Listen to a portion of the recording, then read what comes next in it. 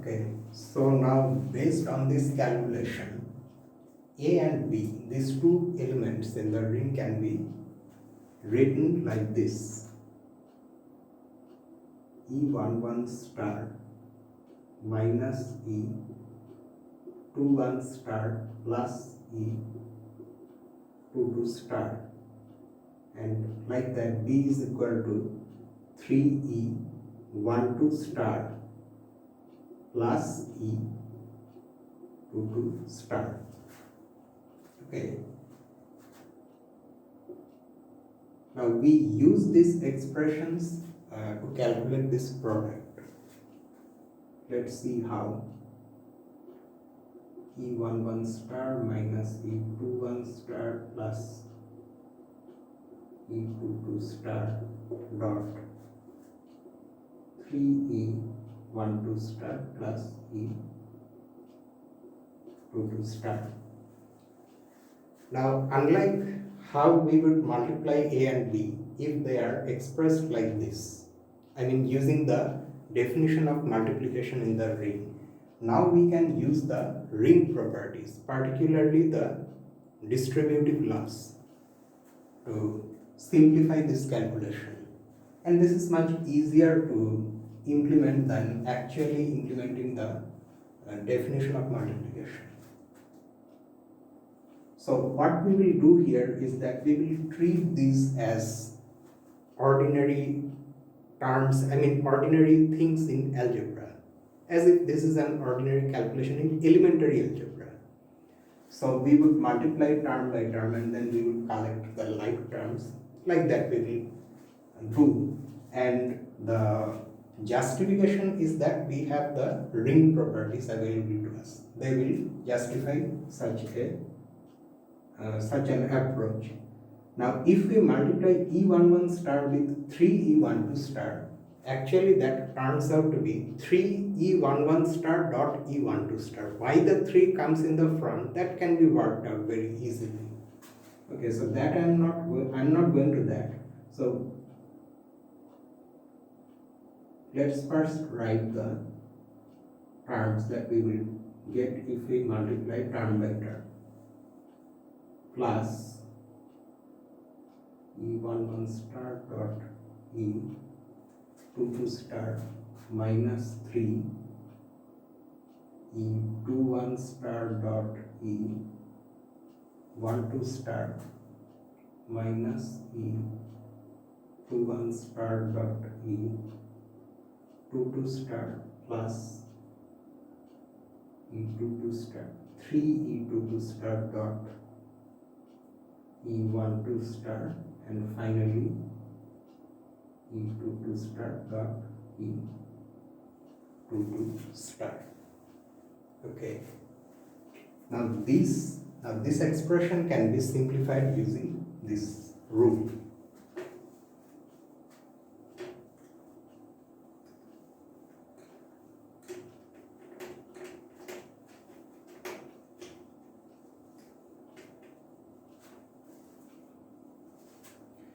How do we use this rule? You see, if these inner suffixes are equal, if j is equal to k, then the result is E star IL, where I and L are the outer suffixes. But if j and k are not equal, then this is 0.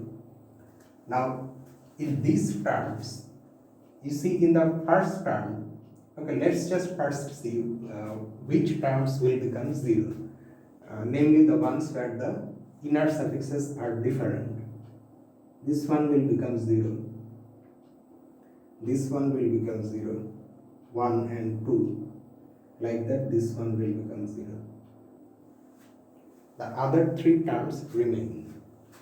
And they become 3. 1, 1, 1 and 1, 2 give me 1, 2. E, 1, 2 star. Then 2, 1 and 1, 2 give me 2, 2 minus 3E 2, 2 star, and this just like that it becomes 2, 2 star. So I ultimately get minus 2E 2, 2 star. Now I write this element in the ring as a symbol, like as an original symbol. That will give me 0e11 plus 3e12 plus 0e21 plus minus 2e22. So that's how we can simplify multiplication in the ring R. Now one final remark. We will let us see that R is isomorphic. Since we have not defined isomorphism between two rings, we are putting this within quotes. Isomorphic to the ring of all 2 by 2 matrices having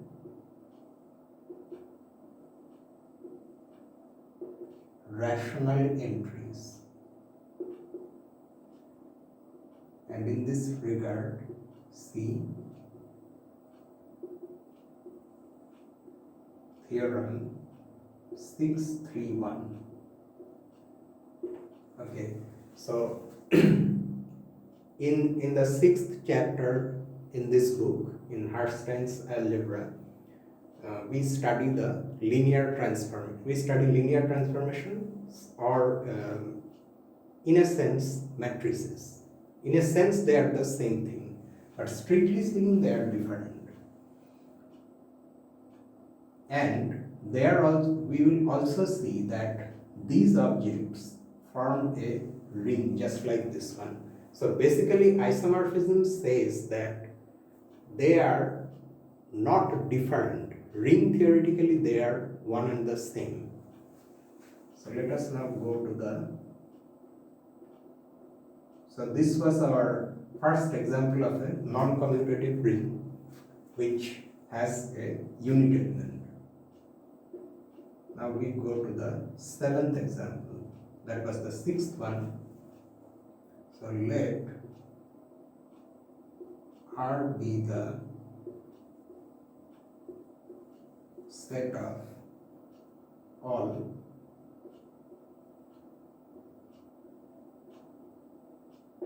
ordered pairs of real number. Okay, let me write the order, one such ordered pair, alpha comma beta of real numbers. That is, R is equal to the set of real numbers and the set of real numbers. They are Cartesian product. Note that I am not writing R2 here. R suffix 2 because that is the two-dimensional Euclidean space, and it's not just simply a set. It has other structures in it. For us, R is this Cartesian product. Now, just like the previous example, here we will define a notion of equality and addition and multiplication. We define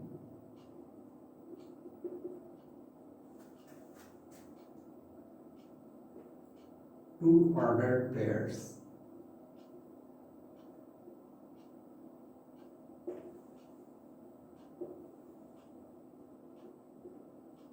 alpha comma beta and gamma comma delta in R to be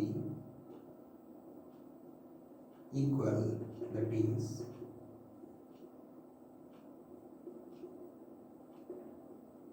this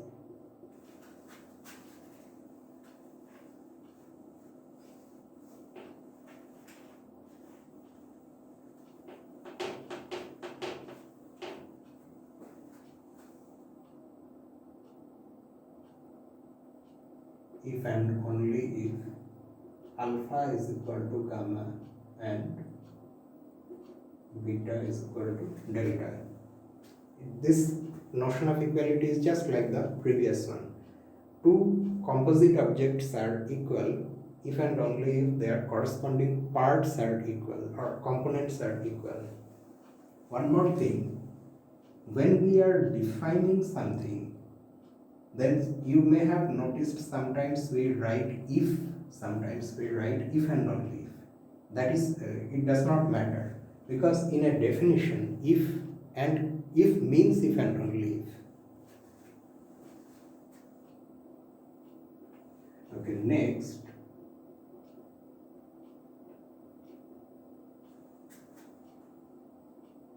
We define addition and multiplication.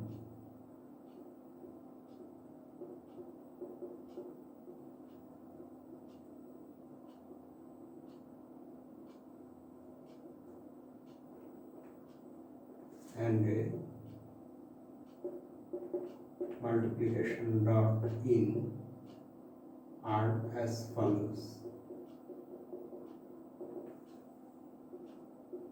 So if we add two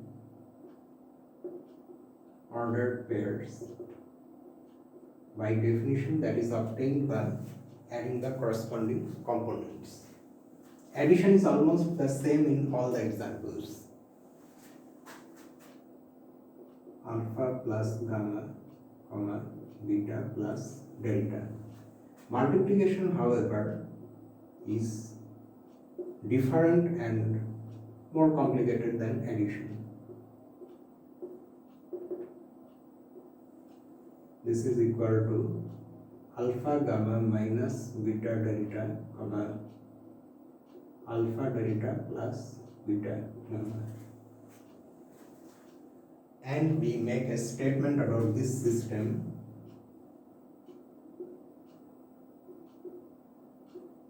Under these operations,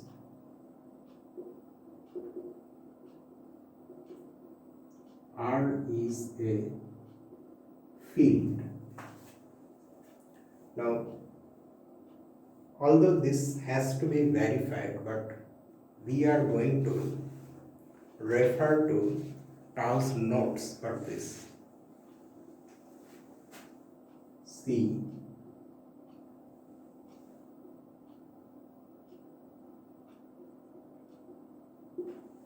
lemma 1564.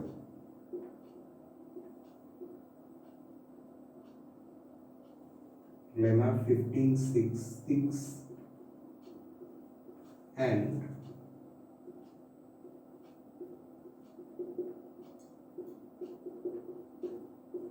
definition 15.6, 12, I think, yes.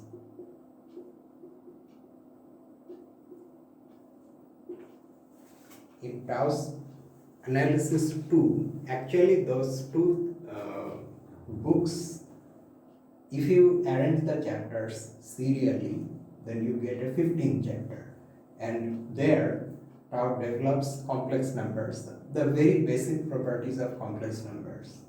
Complex numbers are needed in real analysis in one particular place for introducing trigonometric functions. If we introduce trigonometric functions using complex numbers, then proving the trigonometric identities becomes much easier than if you don't use complex numbers. So that's why they are developed. And there itself, we have these lemmas and these definitions, which together, if we combine them, they basically say this, that R is a field. Okay, so that is the 7th example. Then we come to the last example of this section. Example 8.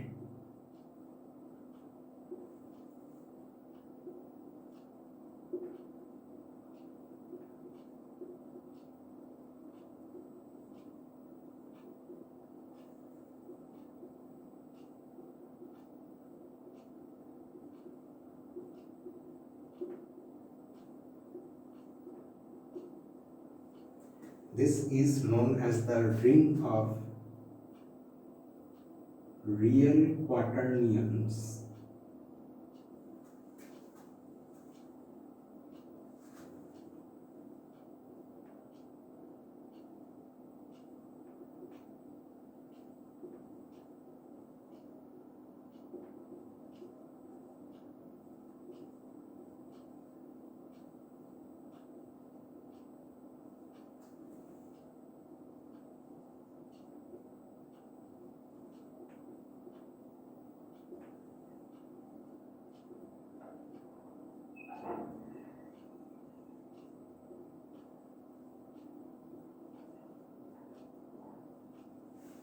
So it was introduced by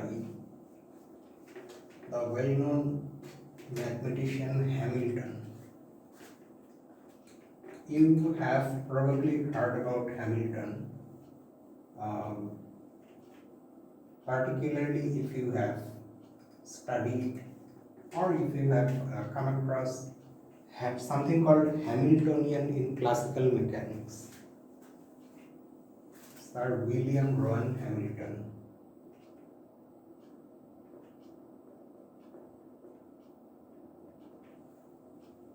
Okay, the time period, yes.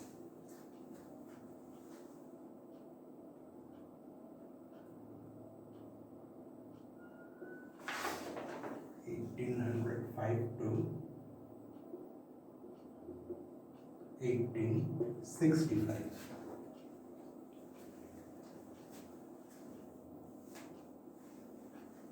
Okay, before I write something else, let me tell you one more thing. Just like this quaternions, okay, we have the real number system, the complex number system, the quaternions, and there is something else also which is called octonions.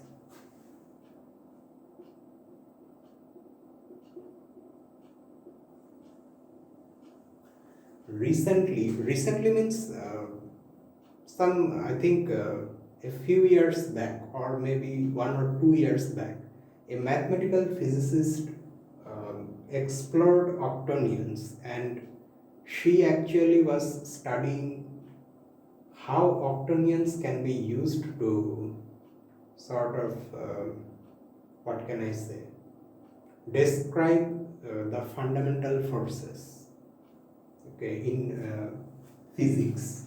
So I'm not able to say more about this since I don't know that much, but there is an article about octonions and their use in physics. I forgot her name, but she is a mathematical physicist. I'll tell you if I come across that once more. Okay, so now let us see what octonions are. But okay, before that, I have something else also to say. These objects, that is, or I can write it, because I am talking about the ring as a whole.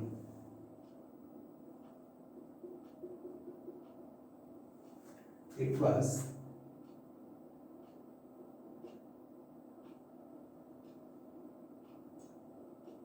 initially extensively used in the, okay, the thing I told about octonions, that may not be fundamental forces, but maybe fundamental particles also. Anyway, there is a link that the physicists are trying to make between octonions and particle physics. Okay, extensively used in the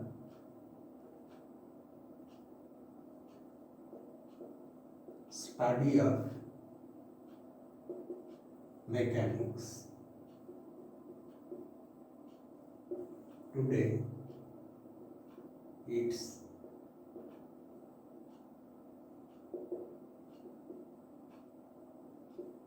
primary interest is that of an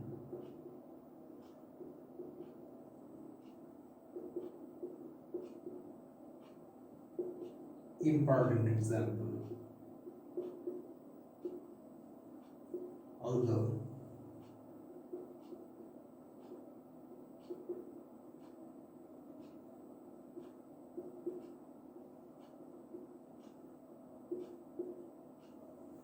it still plays key roles in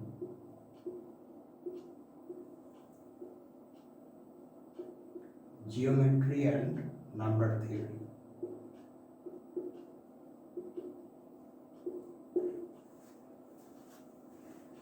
Let us now see what quaternions are. Let Q be the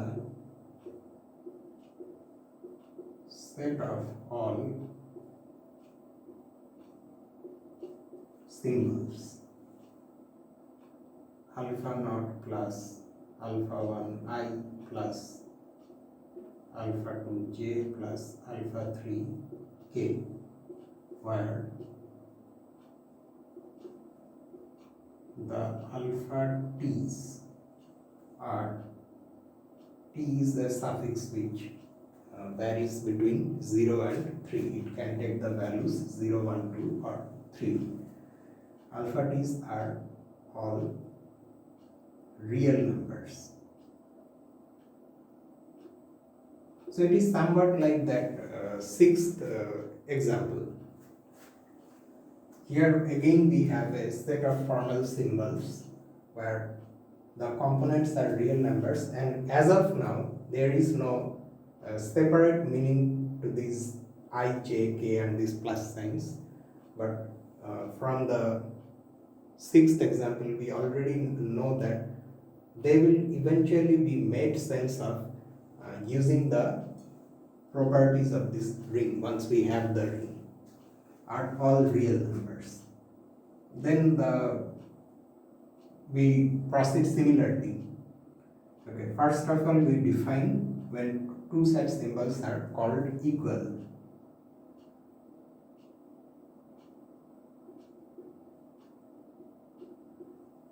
Two such symbols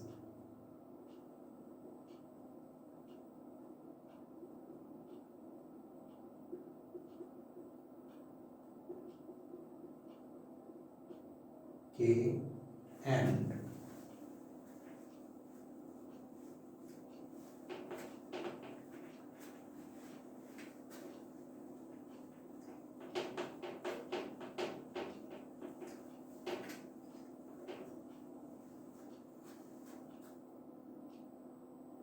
beta naught plus beta 1 I plus beta 2 j plus beta 3 k are said to be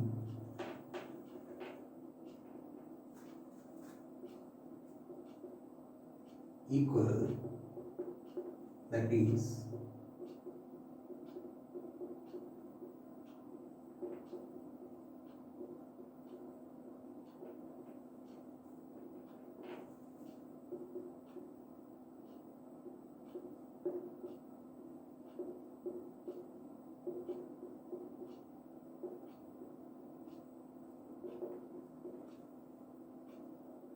alpha t is equal to beta t, for again here the corresponding components are equal.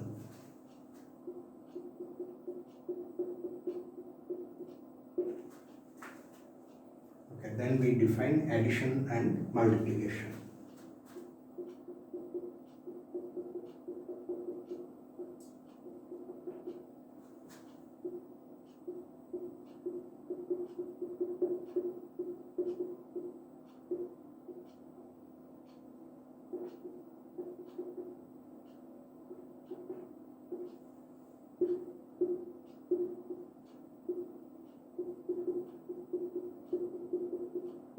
Addition, you may have already guessed what its definition will be. Alpha naught plus alpha 1 I plus alpha 2 j plus alpha 3 k plus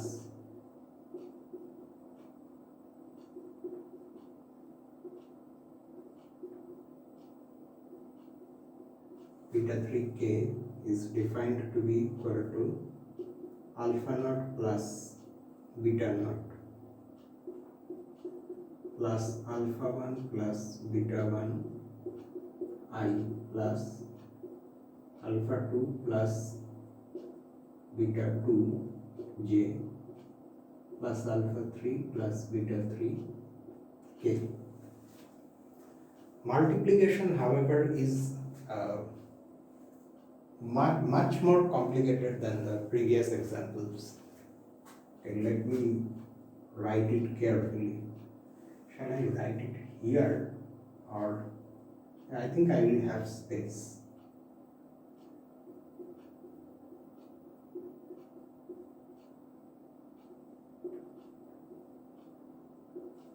plus alpha 3k dot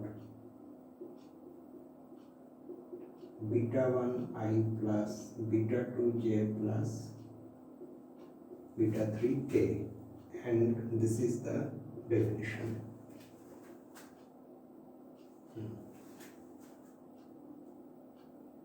Alpha naught beta naught minus alpha 1 beta 1 minus alpha 2 beta 2 minus alpha 3 beta 3 plus, then comes the I term, alpha naught beta 1 plus alpha 1 beta naught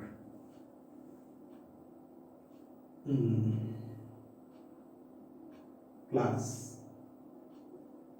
alpha 2 beta 3 minus alpha 3 beta 2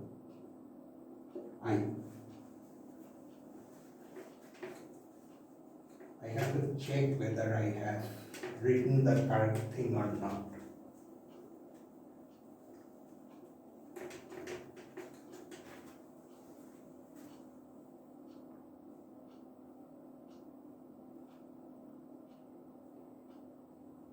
Yes. Plus, then the j term, alpha naught beta 2 plus alpha 2 beta naught plus alpha 3 beta 1 k I, because if I multiply k and I, then I get j. Yes.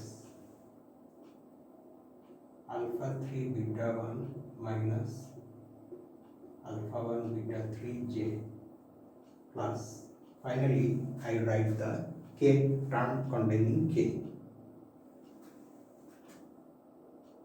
Alpha 3 beta naught plus alpha naught beta 3 plus alpha 1 beta 2 minus alpha 2 beta 1. So this is the definition of multiplication. Okay, it looks extremely complicated. However, there is a rule following which I am writing this. So let's now make the statement, the obvious statement. Obvious statement means we know what we are going to write after this. We will say that this is a ring with so and so properties. It can be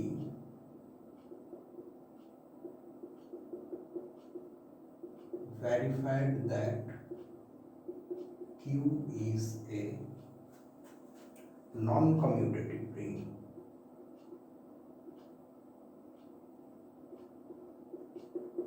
So this is again a non-commutative ring with unit element. Now you have to do this. Okay, I myself did this. The entire thing I have not done in one day. I did it like this. One day I verified associativity of multiplication, because multiplication is so complicated, so you need patience and a lot of time to carry out the calculation. It's just big, it's not, I mean, you have to just do it carefully, that's all. So you need some time to carry out the whole calculation. One day I verified distributive law, so I have actually verified these things and they turn out to be true. So Q is a ring under these operations. Okay, but what about non-commutativity?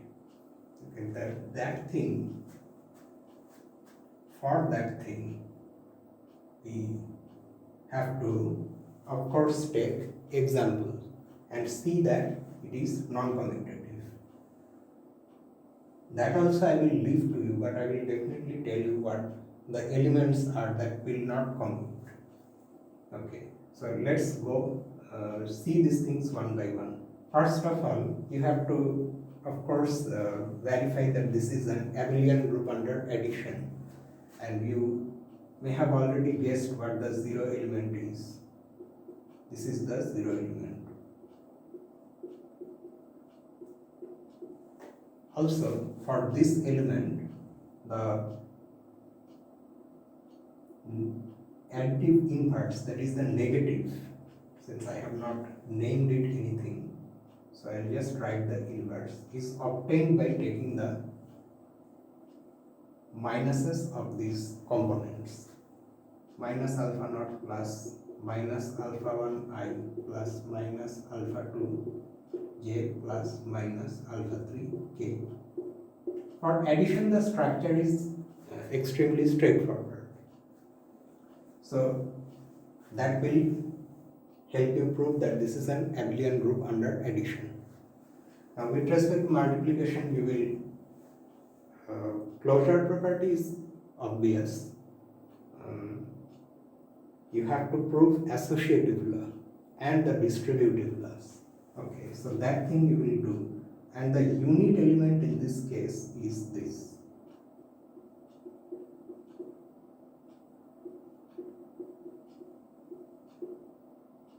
This is the unit element, right? Okay. Now, what about non-commutativity? To that I am coming, but there is something else in this example which was not in the sixth example. However,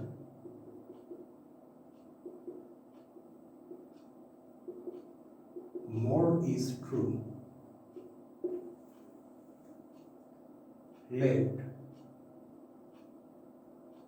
Let me not call it alpha, let me call it A, or say X.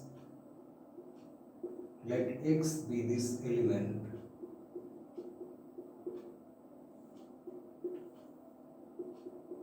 Alpha 2j plus alpha 3k not equal to 0, be in Q. Then, okay, now this thing is not equal to 0 means this X is not the zero element. That means at least one alpha I or at least one alpha t is non-zero, because if all the alpha t's are 0, then that is the zero element. So that's why this real number beta, which is the sum of the squares of these alphas,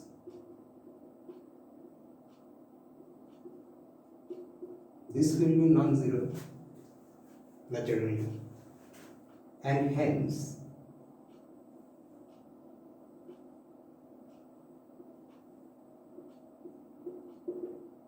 this element can be thought of minus alpha naught divided by beta plus minus alpha 1 by beta I plus minus alpha 2 by beta j plus minus alpha 3 by beta k. This will be an element in Q. The fact that beta is non-zero is allowing me to have this element. And this also you will have to verify. One can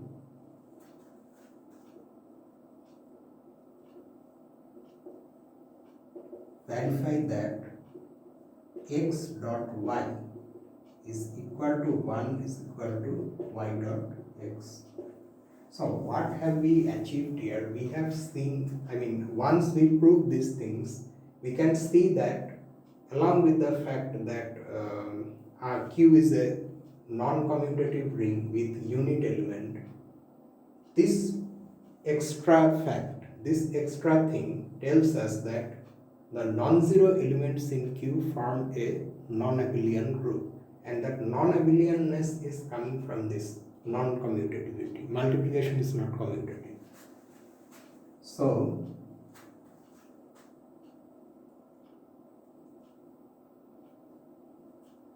the non-zero elements in Q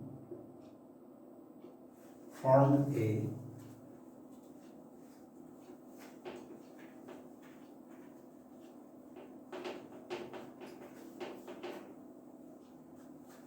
non-abelian group.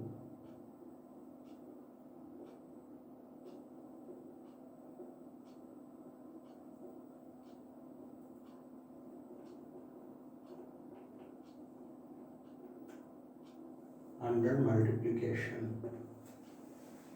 Okay, so this is a special property of this ring.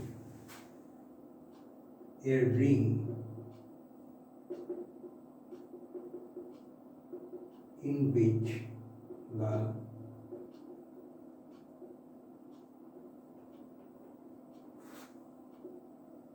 non-zero elements form a